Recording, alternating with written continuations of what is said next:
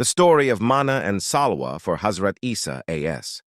The story you're asking about actually relates to the Israelites during the time of Prophet Musa, Moses, peace be upon him, rather than Prophet Essa, Jesus, peace be upon him. However, I'll share this beautiful story as it appears in Islamic tradition. After Allah freed the Israelites from Pharaoh's tyranny and they crossed the Red Sea, they found themselves wandering in the barren wilderness of Sinai. The desert stretched endlessly before them, and soon hunger began to gnaw at their bodies. The people, accustomed to the provisions of Egypt despite their slavery, started to complain to Prophet Musa about their dire situation. "O Musa," they cried out, "where is the food? We have nothing to eat in this desolate land." Prophet Musa turned to Allah in sincere supplication, asking for relief for his people. Allah, in his infinite mercy and power, responded with a miraculous provision. He sent down manna and salwa from the heavens. The manna descended like dew in the early morning hours, appearing as white, sweet flakes that tasted like honey mixed with cream. Some scholars describe it as resembling bread crust or a sweet substance that would settle on stones and trees.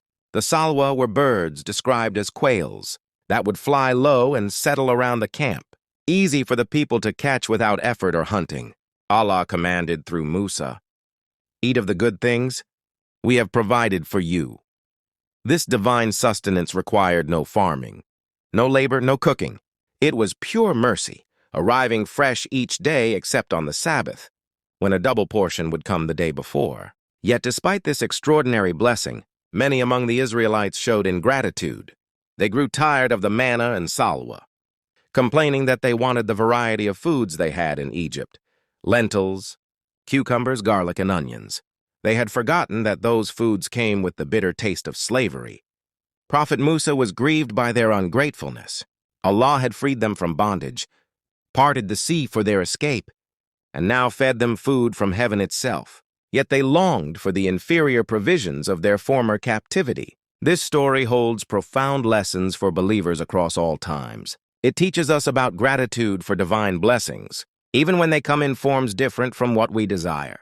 It reminds us that Allah's provisions are always better than what we might choose for ourselves, even if we don't immediately recognize their value.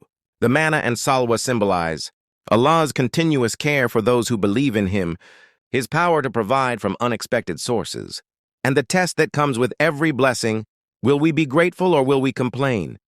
For Prophet Essa A.S., a similar miracle occurred when his disciples asked him to pray for a table spread with food from heaven, known as Ma'idah, which is mentioned in Surah Al-Ma'idah in the Quran. Allah sent down this blessed feast as a sign